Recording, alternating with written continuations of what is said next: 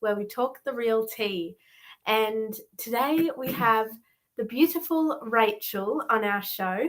And I kind of mentioned this in our announcement post, but this is the first time we've had a guest who we've brought on from our group through asking.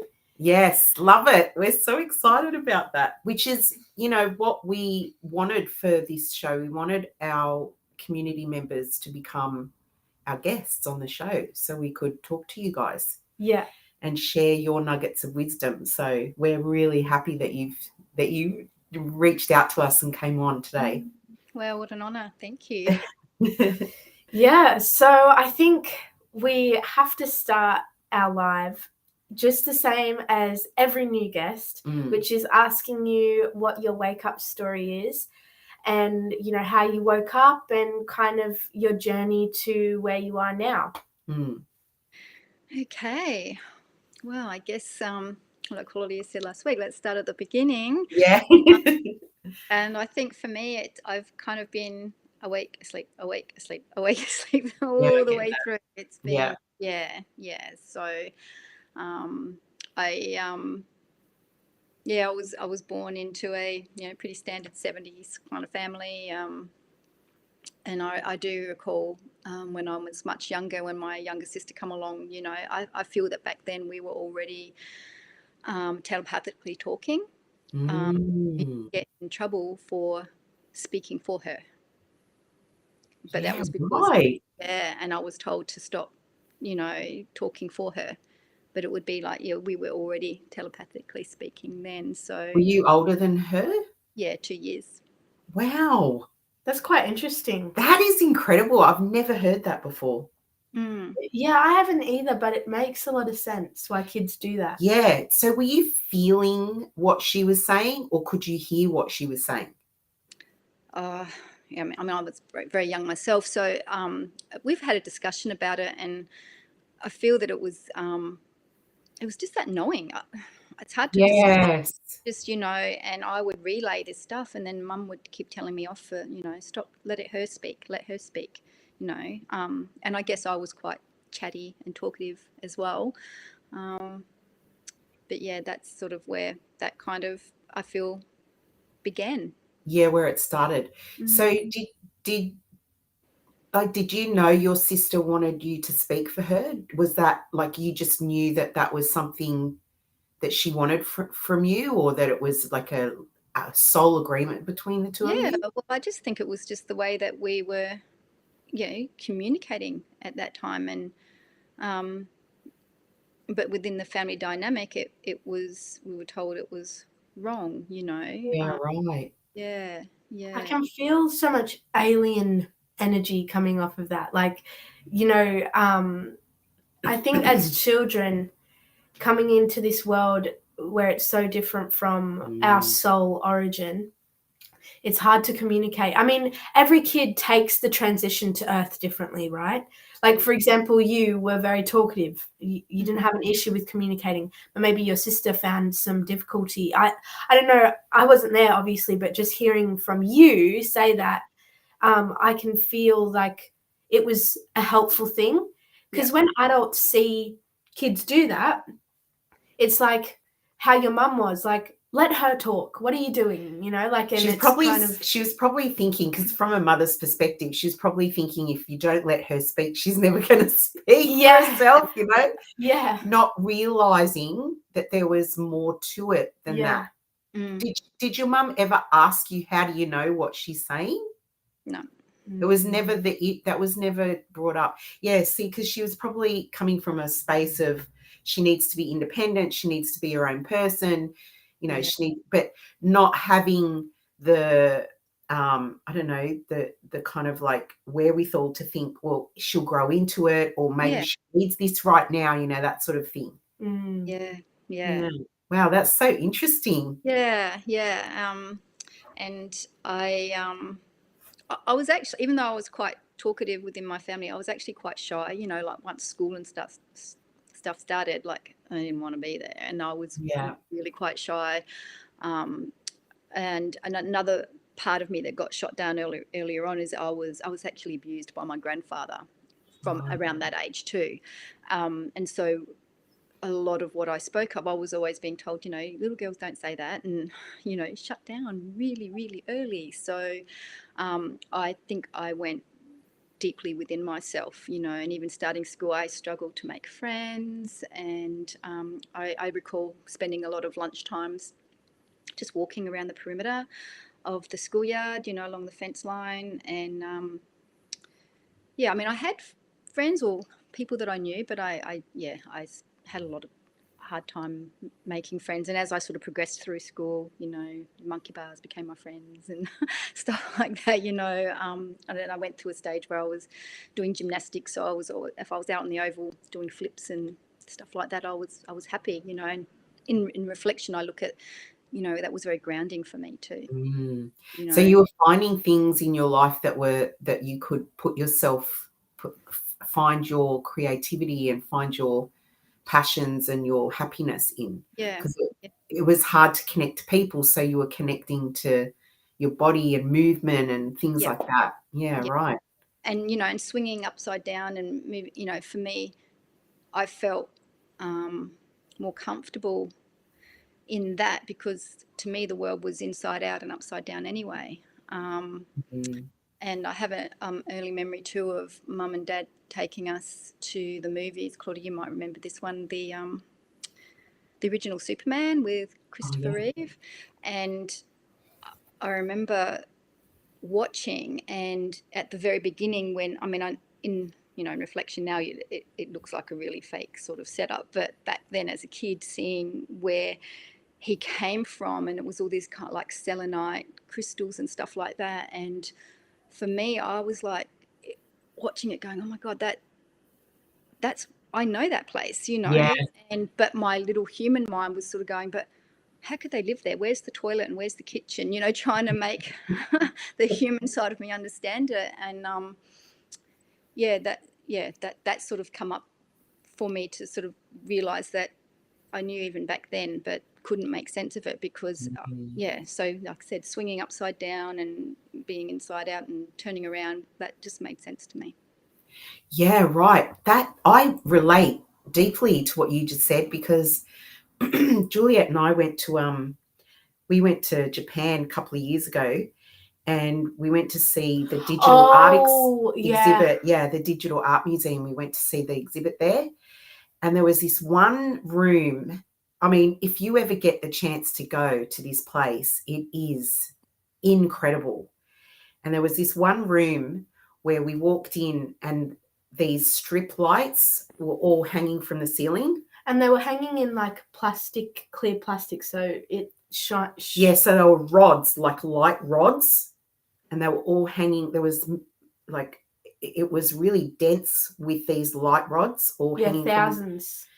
And there was a little pathway that went through it.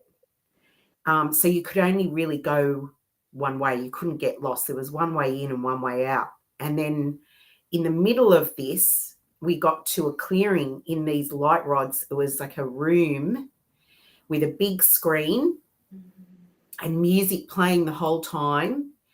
And on the screen, it was like starbursts and sparkles, and it was amazing. And I just sat in this room on a bench and I just cried, because the feeling of knowing this place and this feeling of being at home in all this light, it was incredible. And I'm an adult. Like, I was an adult. I was like 40 something at the time. And I had this deep feeling. It wasn't in my brain. I didn't know where it was coming from. It was just this huge feeling of emotion that came over me, that I knew this place where I was. And I recognized the feeling that I was getting. And Juliet was looking at me like, you okay? You all right, Mum? And I was like, oh, this is so overwhelming. Yeah, so I deeply relate to what you're saying there. It's like you can't explain it. It's just inside you. It just comes out, and it's triggered by something that you see. Yeah. That triggers the memory or whatever. Yeah. Yeah. Yeah. Yeah. Incredible. So struggling to fit into my own family as well. I sort of was always on the outer with them, like always trying to fit in to be more like them. You know, oh, my cat's banging on the front door. And so, you know, if I sort of, yeah, reflect back, I've always been looking for that place of home, that home, you know, and you know, I'm coming and learning to understand that it's within me. But, you know, in this crazy inverted world that we find ourselves in, you know, you want to feel home. Yes. Mm. Yeah, there's a sense of there's a sense of what I'm getting from what you're saying, and I resonate with it too because I had it as a child as well. There was a sense of knowing in you that wasn't being satisfied Yeah. on this earth. It was like looking for that place where you fit, looking for that place of like that seated part of your soul. Yeah. For sure. Yeah, and looking around you and going, no, that's not it. That, and constantly looking for where you belong. Because I had that in my family too. And I was molested when I was very young as well. I was 5 when I was molested by a family friend. And all of, like, I feel like they were layers and layers and layers of trauma and hurt that kind of took me away from who I really was as a child. Yeah. You know, it was like a detour almost. Totally. Yeah. Because now you're not just wondering, well, where do I fit in? Now you've got another layer of pain to deal with. Why did it happen to me? Was it my fault? Yeah. You know, how did I bring this on myself? And not just that, it's the lies that, you know, it's where you're taught how to lie, you know, because you can't tell the truth. Yeah. Because you're told that, you know, something bad will happen. So you get then distorted with what's truth and what's, you know, and you learn to lie to, to avoid the truth. Survive. To survive. Yeah. Yeah, and not to hurt anybody else. Yeah. Yeah, and you kind of like the feeling that I had, because I wasn't told to lie, because the person who molested me was quite young. He was like around 12 years old at the time, and I was 5. So I think he was probably experimenting on me. Yeah. But and that was a journey in itself, because I told my mother what happened, because I didn't want it to happen to my sister. She was 2 years younger than me. Yeah. And that was a whole different journey. But I think what happened was it taught me to kind of like go, did that really happen to me? Or like, and is that normal?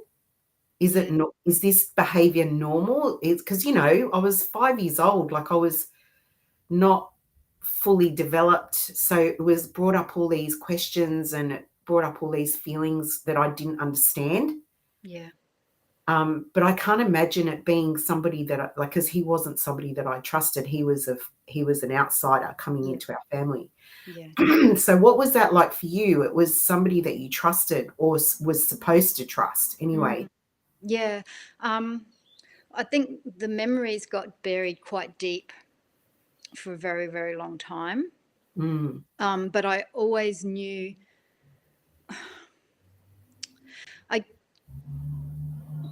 so I'll sort of digress a little bit to, like, I joined the Navy when I was 23. I'd come out of a violent marriage to a policeman. If I talk about my grandfather, he was a alcoholic and a very violent man, but as I've sort of found out, you know, he was quite traumatized himself from where he came from.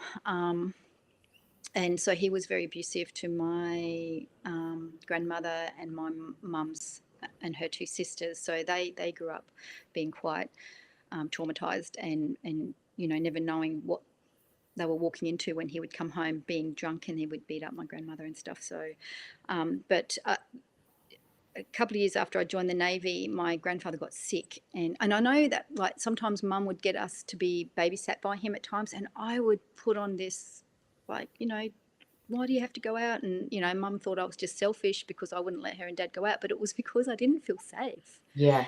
I didn't want to be there in his presence, but I didn't know where that was coming from at the time, and because I just felt that I was told that I was a bad, selfish person for acting up, but yeah, when I joined the Navy, I drove home with my best friend from Melbourne, and when Mum wanted to go and visit him in the nursing home, and she wanted me to wear my uniform. And at the time it was in summer, so I had the white uniform on, and I remember walking in there, my whole family was there, and I sort of come in and everyone was sort of, oh wow, you look great in your uniform and all that. So I had this sort of moment, like everyone's attention on me, and then all of a sudden I felt really, really ill, and I do remember my eyes rolled, like I fainted, and because I felt so sick, I vomited. But that part of me, that training, that was like, you cannot get your uniform dirty. I actually fell back in this chair, my eyes rolled back and I vomited. And rather than vomiting on myself, I actually choked and swallowed it. So that it wouldn't, yeah. And even just talking about it, I can still taste and feel that thick, horrible, vomity taste in my mouth and going back down my throat. And they got the nurses in and brought me to and everything like that. And when I reflect on that, I'm like, that was my body telling me. Yeah. And it took a long time for me to really see the truth in all of that, because I was running away from it. I jumped out of the fire and out of the frying pan into the fire, so to speak, because that cycle just continued throughout my life. Yeah, right.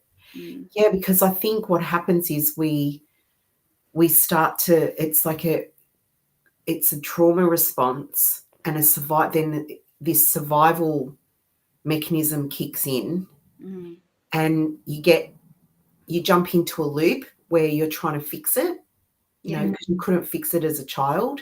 Yeah. So you're kind of like going round and round on this merry-go-round with it because you're trying to find a way out. Yeah. Your body knows. But yes, your body is communicating to you the whole time, trying to give you indications of where to get out. Like, totally, yeah. And we ignore it. You shouldn't be here. Yeah, and we shut it off, or we don't trust it, or we're not taught how to trust it, so we shut it out. And so because the 3D reality that we're in, this illusion space that we're in, is so strong. It's so vivid and so palpable, and it's so strong, and it's so in your face. I think that the reason why it is like that is because the only way to break out of it is to break through and face the fear, face the trauma, face like the demons that has manifested in your life, from these traumatic experiences. Like, to break out of it, you have to face all of it. And that's why so many people aren't, out of it. That's why so many people are stuck inside. That's terrible news, Juliet. Well, we have to face it. I mean, it's one of those things, though. Why are you bursting our bubble? But it is one of those things, like Rachel was saying, waking up asleep. You can leave and come back. Like, it's 100%. It's not like people say once you're awake, and that is definitely true to a certain point. Because, like, but you don't wake up straight away to the highest level. Well, not everybody. Everyone has their... Yeah, very few people wake up to the highest level, Mum. I don't know anyone who has. You wake up, and then you catch up, and then you kind of fall asleep again, and you plateau, and then you wake up again. It's like steps. You're climbing up. Absolutely, yeah. But every time you're going around the mountain. Yeah. The base of a lot. There's many paths, as more. Yeah, it's a spiral. But but it's I was sort of around the bottom and up a little bit and then bent down, and it's been quite the journey, and always being that bit of like left of center, like even at school, I thought I fit in, and sort of it's only now that I hear from old friends and that go, oh no, you were always really weird, but we just accepted you. Thanks for that. But I just thought that, I thought I was as cool as them, but Well, I wasn't. Yeah, you know, I've noticed growing up, when I grew up, because I think it's similar time frame to when you were growing up, that weird was not a good thing. Weird really, like, you didn't want to be weird. Mm. If people were like going, that girl's weird or that bloke's weird, like that was a negative thing. But I feel like today, weird is good, isn't it? It's like Yeah. young people want to be weird, and the weirder you are, the more you're celebrated. I kind of feel like that's changed a Well, I little. don't think it's really weird. I think it's just you're okay with being who you are. Yeah. Yeah. Which is weird. Well, we've all got our own weirdness. Yeah. you Yeah, know. exactly. Yeah. Because I remember the word nerd, if you were labeled a nerd back when I was a teenager, that It was social suicide. yeah, it was a bad thing. But now, if you're labeled a nerd, it's a good thing. Yeah. You're respected actually a little bit. Yeah. I remember in school, I was definitely considered one of the smart students. Well, you are. Yeah, well, I'm not a student anymore, but but you're smart. Yeah. Everyone's smart in their own way. I didn't like this label because smart is like one of those words that's used at least in school to say you're good at retaining information. That's literally what smart is defined as, like, in school, because that's all school is good for, is retaining information and spitting it all back out and then forgetting about it.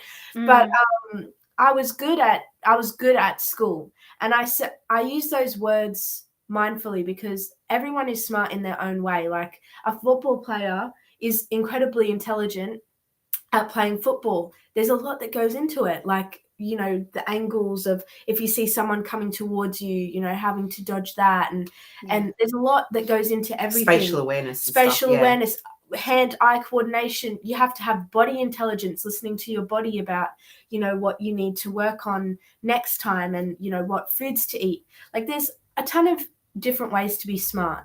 But I was labeled as the smart kid in my class because there was like an extension smart kid class, and then there was all the other classes.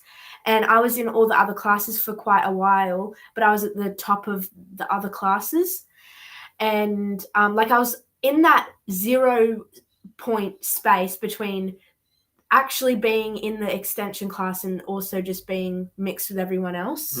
And so I didn't kind of belong anywhere in the hierarchy of smartness at school. Yeah, but then you got bumped up, didn't you? Yeah, and you didn't like it. No, I hated it. Yeah, but she didn't like being in the top class at all. I preferred being in the class, but I would have guys like try and sneak at my exams. Yeah, right. I would have guys make jokes about being smart. Oh, can you do my homework and things like that?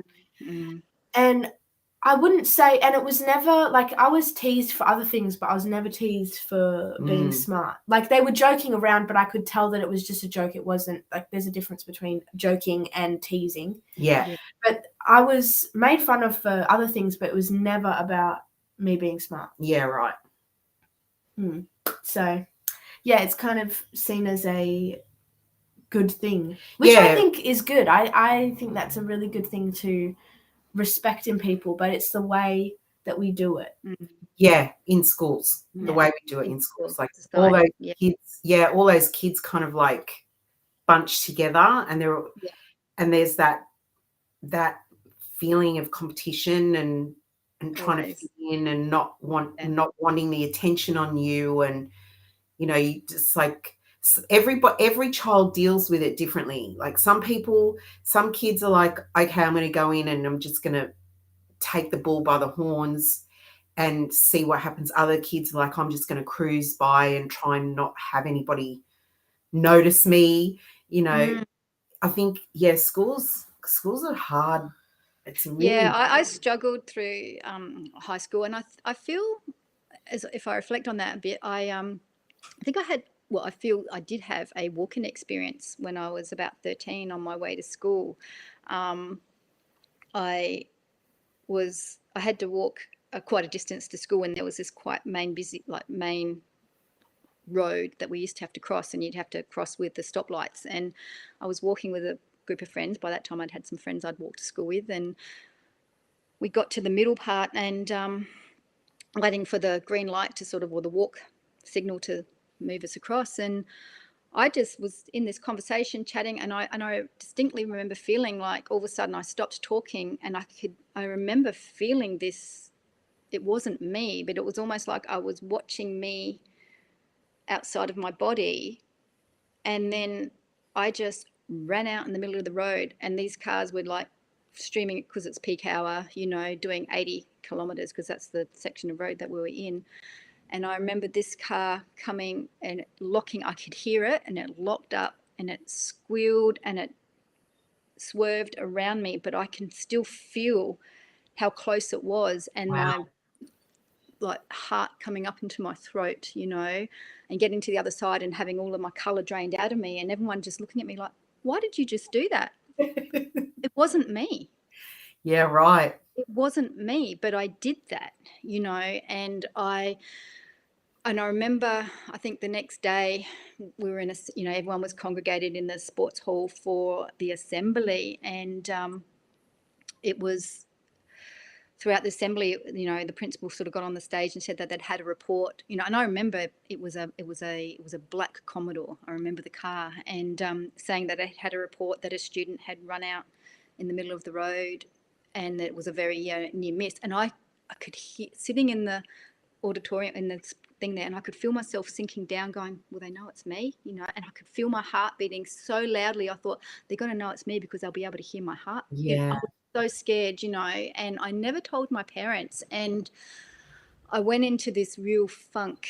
You know, I was real anxious and depressed, and you know, mum and dad were like, you know, what's going on, you know, and I'm just like, oh, I hate high school, you know, that was it, you know, I couldn't fit in, but it was because I was hiding what actually had happened to me. How do you explain why you were all of a sudden just happily walking along, and then all of a sudden you're outside of yourself and your body is running out into the middle of the road?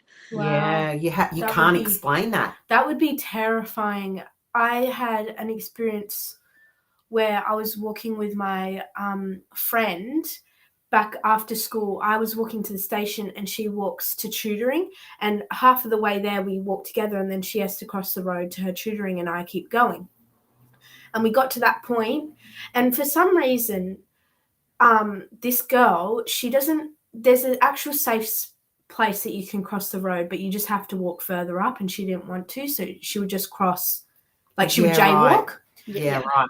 And there was this time where, of course, it's peak hour traffic because it's end of school, so there's these cars going, and she's trying to find a break in the traffic, and she finds it on this side of the road, but she doesn't find it on the other side of the road. And she gets halfway across, and she's like looking in the direction that she's come from. Yeah. So she's looking right and running to see if any cars are coming, and then she's getting to the middle of the road and she's not turning her head. And there's this car, and it's going really fast, but she doesn't see it because the car is in front of her and kind of in a blind spot, and also the car can't see her because she's in its blind spot as well. Yeah. And she takes a step onto the other side of the road, and this car like tries to brake, but it's still going because it can't do it in time. And she goes, I don't know what happened. Looking back, I've kind of dissociated a bit because it freaks me out so much. But her adrenaline, I don't know what it was, if it was her or if it was an angel from heaven coming and like pulling her back, because she just stopped as she was going forward and like pulled herself back. I'm talking centimeters. And saved herself. Yeah, centimeters. And I'm here watching it. And I kind of brushed it off because I didn't want to think about the actual magnitude of that situation, of what it could have been. And I'm not saying it's her fault, but I'm just like, she could have died right in front of me right there. Like that's a potential reality. You don't want your mind to go there. Yeah, but it was absolutely shocking. And from seeing that and having some sort of inkling of what it would have been like to see you, let alone be you, and not even have control over your body, and just shoot that's across the true. road. That's huge That's trauma. real. Yeah, that's real. Like, I don't blame you for going into that funk from not being able to Oh tell. yeah, it's for months, maybe my whole high school life, maybe. I don't know, because I really struggled being there, and then to throw in the fact that there's part of me that just went, this isn't for me. I didn't, and I was very quiet and shy throughout my first couple of years of high school. Probably towards the end, when I sort of hit 15, 16, I sort of come out of my shell a little bit. But yeah, I did struggle through high school. Do you attribute it to that experience, or was that experience all part of it? The I think bigger it's all picture. part of it. Bigger picture. Yeah. Yeah, right. Yeah. Yeah, wow. I know high school for me, it was a very difficult time because of how confusing and up and down it was. Because I would have days where I would love it and I would have days where I would hate it, because I really enjoy learning. I really love learning. And ever since I left, I've realized that I love learning on my own terms. It's very different when you choose to learn. And what you're interested in and what Yeah. lights you up. Yeah. Yeah, and that was the thing that I loved most about school, because I was learning, and also it was feeding that egoic part of me that felt smart, like that held that belief that I was smart. But then there was this other side where I didn't enjoy the teachers, and I've always been very open-minded, and I've always held pretty radical beliefs about life. I remember in high school, I was talking to my friend, we were having a conversation, and I was talking about, what if the world just had no money? What if we all just stopped having money? And my friend was like, the world would go into chaos. She just did not get it. Okay, she did not get it. But I'm like, no, but I think it would be hard at first, but I think we would all find peace with it. Imagine if we didn't have any money. And this was before I went through like my big spiritual awakening. So I've always held like radical beliefs. And that what if that she just did then, that she used to do that all the time. What if this, what if that, you know? Yeah. So I found it hard to relate to people. I found it hard to relate to my teachers. And it was one of those things where I had to be kind of a chameleon and just change myself to fit the situation. And I think, I don't regret doing that, because with where I was mentally, and it was a survival technique. Yeah, and I think doing that allowed me to enjoy high school as much as I could, with that skin on, because I wasn't ready to not have that skin and be myself. And I also didn't really know who I was either. So it was like, I'm glad that I did that. And leaving school was another big part of my life. Like, I left in year 10. And for anyone who's watching that's not from Australia, you can leave in year 10 and go into college or a full-time job or an apprenticeship, and it's all legal. It's not it's not illegal. So you can leave school in year 10, and that's what I chose to do.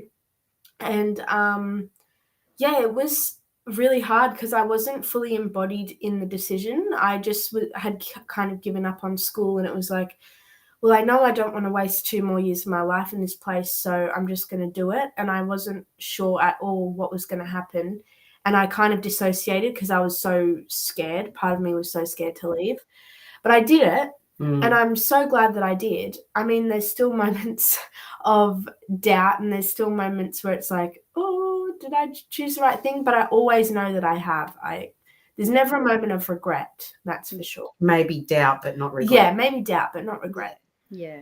So Rachel, after school then, what happened to you? Like where's the story going from here? Yeah, from there, I sort of got into the workforce, and I got married.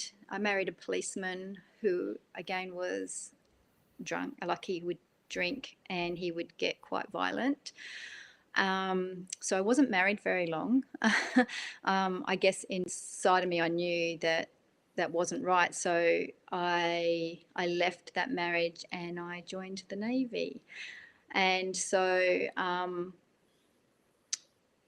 yeah, and then that goes off on a whole different, tangent of trying to find yourself, but also at the same time being stripped of yourself in so many ways. And I pretty much got sent straight to sea, but I was so seasick, it wasn't funny. And people were like, well, why did you join the Navy if you got seasick? Well, I'd never known because I'd never been on a ship or a boat before. So, I got to the point where I would be vomiting like 20, 30 times a day. Wow. Yeah, it was quite, and I'd lost so much weight. And as the ship would be like pitching and rolling, I'd be saying to people, can you feel that? And what I realized now, it was kind of like I was coming in and out of my body. Right. As it was, and I'd be like, can you feel that? And they're like, she's strange. They just thought I was weird, or we'd be out at nighttime and we'd be out on the quarterdeck and I'd be out there as sick as anything. And my body was telling me I wasn't meant to be there. But I kept going, but look how lucky I am. I get to see whales breaching and dolphins and and at nighttime, like the stars would be just so amazing, and people would start up a conversation like, oh, do you really think there's aliens out there? And I'd be like, of course there are. I'm like, but you're looking in the wrong spot. They're already here. And I'm pointing down below the ship. And then, a couple of minutes later, I'm out there on my own. They've all just abandoned me and I'm just out there, enjoying the cosmos on my own. And then when I got a posting up to Exmouth up in northwestern Australia, which is an American submarine base. And my particular job was in communications. So I used to listen to different frequencies, tune different frequencies to be able to communicate with ships, aircraft and submarines. And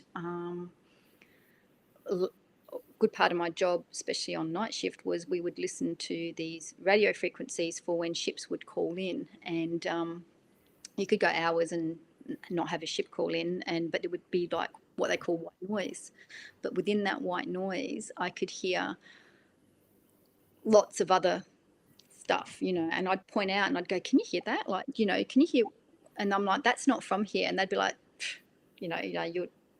that's just the Japanese or the Russians or, or just the Indian or whatever they would, justify it with. But I knew that it was not. You know what you're reminding me of right now? That movie Contact. You were Jodie Foster listening to the white noise and the patterns in the white noise. That's incredible. Yeah. So were you having knowings about where they were coming from or just that they weren't from here? Just that they weren't at that time, and for my own survival. That, and because of the clearances, like security clearances that I held, I couldn't go outside of that. Yeah, right. So, but it, when I reflect and tune into that now, it's like, and also my body was downloading all of this. Well, I was listening and downloading all of these codes. Well, codes, yeah. Wow. Yeah. If you could describe it, what were these noises? What did they sound like?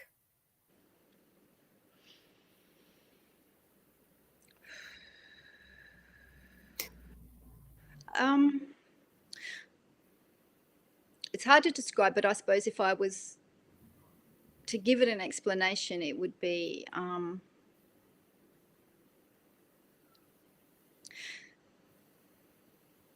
like pitches and tones within, and a language kind of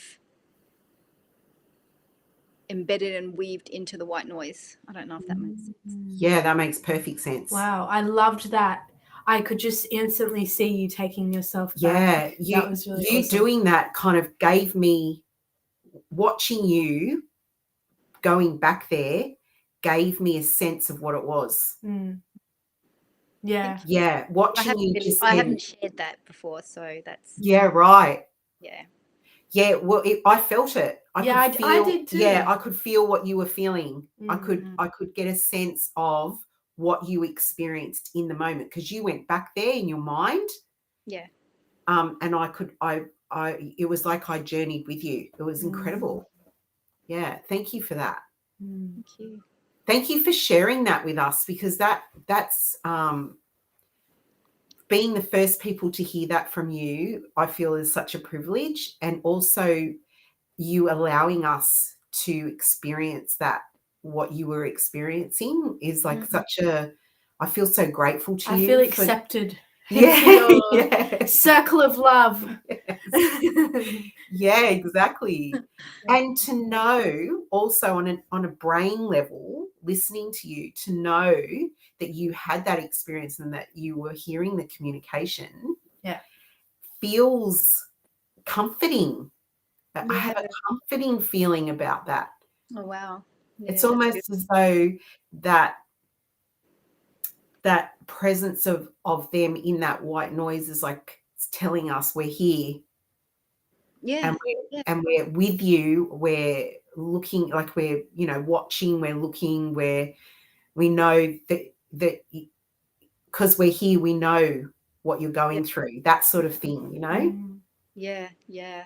So, and my son was conceived up there. So while I was pregnant, he was immersed in that too, whilst he was in utero, So definitely gave birth to a little starseed there. Does he have connections, do you think? Have you seen? Yeah. Yeah, right.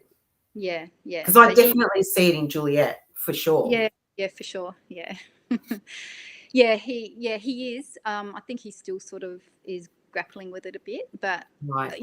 He's probably, when I have a download, or information sort of comes in, and I'm like, what, what the, what, where do I go with that? Because some of it's really out there. Yeah. So he's my first port of call. He's my rock. He's the one that, and I've been telling him things, and then I've been in tears going, I'm not crazy. I'm not crazy, and he's like, it's okay, mum. It's okay, mum. I know you're not crazy. And he'd be like, I'm really not sure what to make of it, but he'll hear me, just so I can be heard. And and then, over time, then he'll be like, oh yeah, now I remember when you told me that, now this makes sense. But yeah, right.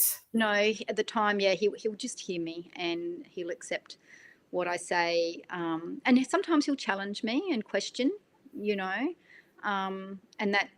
that's great too, because we can then have a discussion about it or whatever. But yeah, he's the one that's really open to receiving. And then from there, I sort of will inch out and maybe share with, my cousin. I think she might be listening here today. She's probably my closest friend and ally that I also share with as well. And I've got a couple of other close friends now that I can open up and share with. But he's my go-to to begin with. Yeah, same with Juliet. Like we say crazy stuff to each other, don't we, sometimes?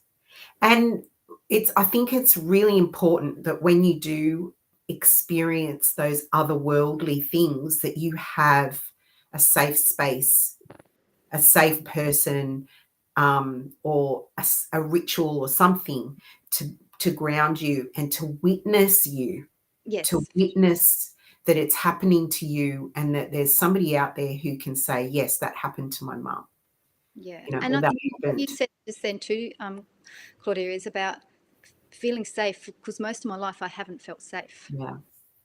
So that is a really important keyword there, is, and I think especially at this time as we're moving, and this old world is dismantling and we're moving forward with it, we are allowed, like for today, for me, I felt safe to come into this space to share with you.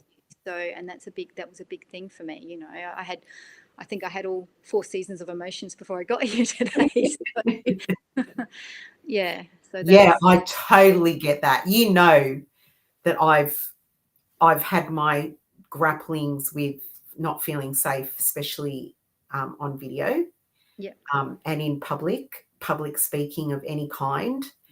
And I think going into it, like going into a show like this with somebody that I trust, Juliet, and creating what was missing for me.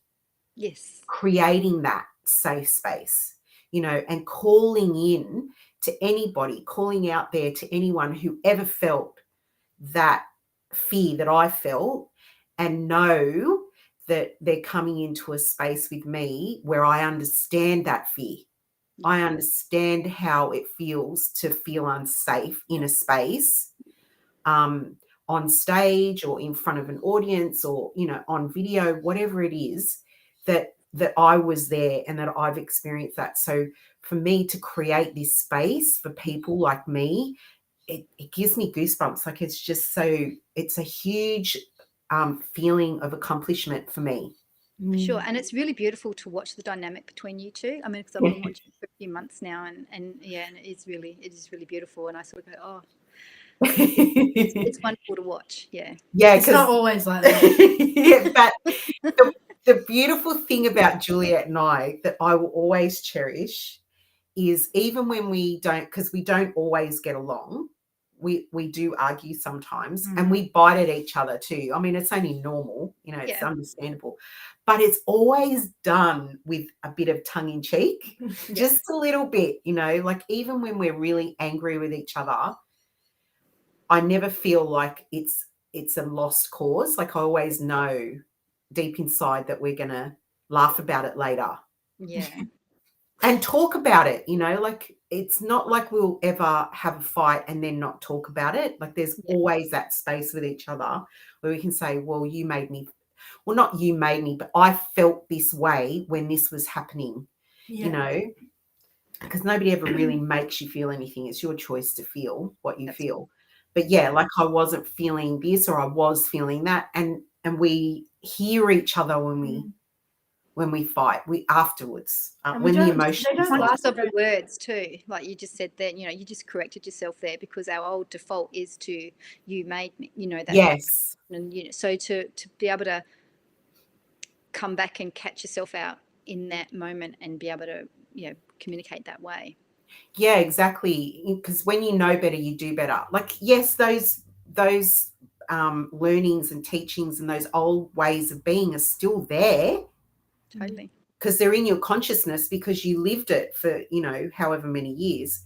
But then when you grow and you realize, okay, there's another way of being, and you consciously choose that way of being, I think personally that kind of relationship with somebody is so precious, because you see where they've come from to where they are now. You can see it. Yeah, so I find that even more inspiring. And I think we always, like, it never lasts too long when we fight. No. Like, it's maybe quick. maximum like 2 days we'll be angry at each other. Maximum. Yeah, and then Juliet will come into my room and she'll be like sheepish in my room, Mum, can we talk? Yeah. No, don't want to talk to you yet. Yeah, so we know each other's quirks, don't we? Yeah. Yeah. I don't have any quirks. What are you talking about? Yeah. So once you were doing the radio stuff, oh yeah, how did you move? Like, where did you go after that? Like, what do you do now? Actually, is kind of what. Yeah. I want to ask. Where am I now? So yeah, I did a few more years. My voice is changing. A few more years in the Navy. I actually got discharged from the Navy because I got seasick. So, and I sort of transferred over to the Air Force, and that was a whole different learning experience again, about not being accepted and being fit in because of, you know, we're your ex-Navy, and, you know, so that was very, very challenging. And then I got myself into another awful kind of relationship, that I knew, again, my body's loud telling the story, and I finally got out of that one. And I'd also fallen pregnant with my daughter. And so I took some time off when I had her, and it was in that moment, I think, having her, I guess she was communicating with me, and I kind of knew, but I didn't, if that makes sense. And so once I had her, I knew, and I had to go back to work and back into that environment. I was like, I can't keep, I just felt black on the inside. Like it was just so blackening, you know. So I decided to discharge, which was really, really scary because I felt secure because I had subsidized rent and I had my health care taken care of. And so, you know, I was institutionalized, you know. So I bought a house off of the internet, like just from seeing it and feeling into it. And I moved from, at the time I was in Canberra, and I moved both my kids over to York Peninsula here in South Australia. And I just trusted that I was going to be okay. You know, I took this big leap of faith. So I've done a few times over the years, you know, taken these big leaps of faith. And I went into some employment in the private sector for a few years. And again, I was getting these, waking up about 5 years into it, I'd wake up in the morning and be like, I have to quit my job. And then my ego mind would come in and say, but you're a single mother and you've got a mortgage, you have to stay. And so this went on for a couple of months, and then one day I walked in and they actually sacked me. It was to do with government subsidising and that, and I was part-time, so they let me go. And I was very upset but very relieved at the same time. And so then I went into local government, so I was working with our local council for a few years.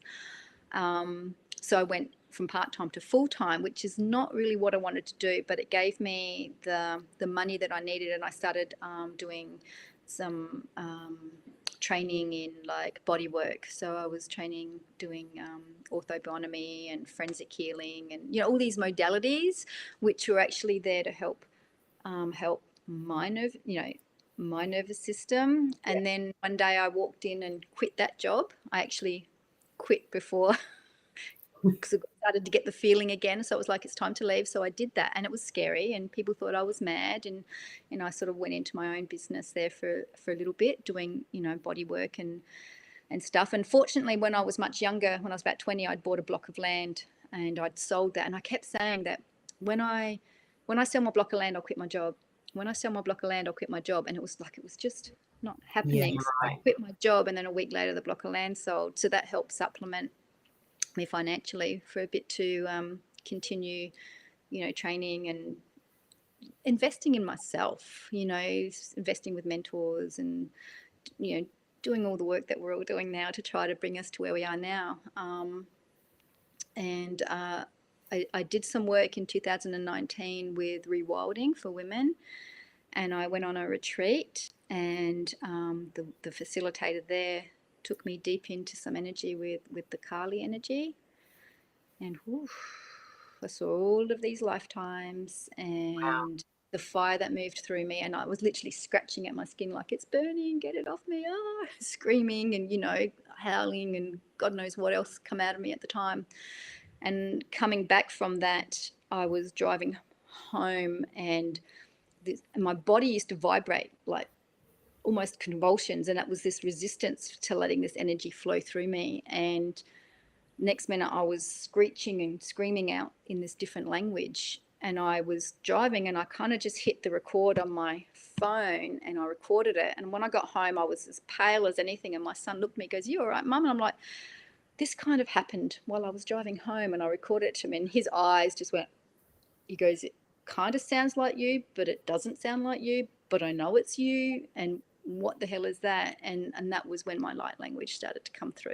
Wow. And I haven't really done much with it, but what I do these days is I'm not currently working because I end up walking away from, I let go of all of that too. And I've recently just sold my house, which was a big, huge evolution because it was the house that I'd bought to bring my kids up.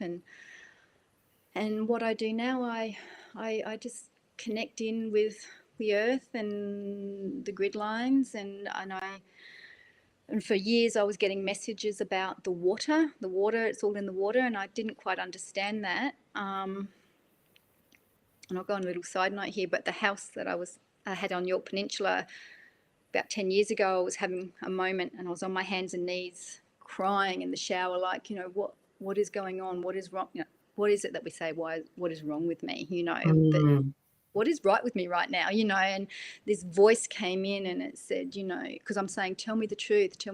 And this voice said, if once you know that, are you ready for the truth? Because once you know the truth, you cannot unknow the truth. And I'm like, and my dad had passed, like, well, he's been passed for 25 years now, but at the time I thought, oh, that must be my dad, talking to me. And I looked up in the shower, and my house was an old 60s style house, and it was this grey mottled, pink and grey was the theme at the time, and there was this grey tile that I looked at, and I could see a face in this tile. And at first I thought it was my dad, and over the years I sort of come to believe that it was like a picture of Jesus Christ. And on the adjacent wall there was this one hand painted tile of a pink rose.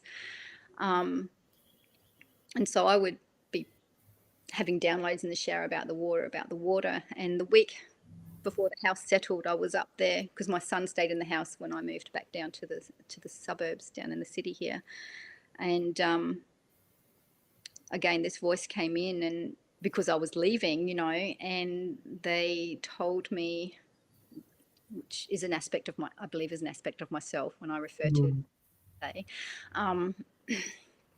that when I asked questions about the water, it was, I have memories of myself as in Lemuria, and I was stolen as a Lemurian child, and I was tortured, and I was brutalized, tortured, and experimented on, and finally I was murdered. And there's a little bit more. I won't go in because it's quite graphic. I won't go into all the details of that because it is quite horrible. And when I came back to reincarnate, I wasn't able to come. I chose not to come back as a human because of the trauma that I carried. Then I actually reincarnated as a Lemurian river. So Lemurian, and so that was showing me that I'm now ready, if I'm willing to take on this mission, to I hold these Lemurian water codes within. Well, we all do because we're all made of water, but that was the message in the water. So I spend a lot of time, out with some natural waters close by to where I am, and I sing and I connect with the waters, and I share codes with the waters, and I volunteer in the community, and I just have conversations with people just to share nuggets of wisdom, and just be an ear to listen to. And what I've realized is that I've spent my whole life trying to fit in and be something and carry a label, when in fact it's okay just to be who I am. And I guess the light that I hold, and that we all do, but that I'm tuning into, ripples out and touches people. I try to connect from the heart and relate to people, just relate to people on their level, and share my story in little bits and pieces, experiences and wisdom that I've sort of picked up along the way. Wow. Oh my gosh, there's so much to relate to in your story. We relate to, like, there's a bit of me in there, there's a bit of Juliet in there. It's because I was flying for Qantas for 20 something years, and that it's very Air Force related. Like there's so much that relates to the rigidity and the the processes and the systems. Uniform, like how you were talking about the uniform. Yeah, and like I remember when I got into Qantas, my mum was so proud.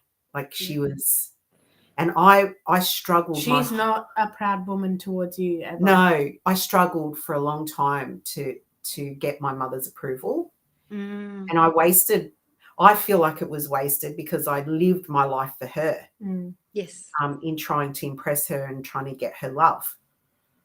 And I did a lot of things, made a lot of decisions with that motivation in the back of my mind. But traveling wasn't one of them. Traveling was my dream. And so when I got into Qantas, it was so funny because I was doing something that I wanted to do, and finally I'd made her proud. Yeah. Finally I got her approval for doing something that actually I wanted to do. Funny how that happens. Yeah, funny how that happens. But yeah, like when you talk about, your time in the Navy and in the Air Force, I can completely relate to that because of all those years flying with Qantas. Yeah.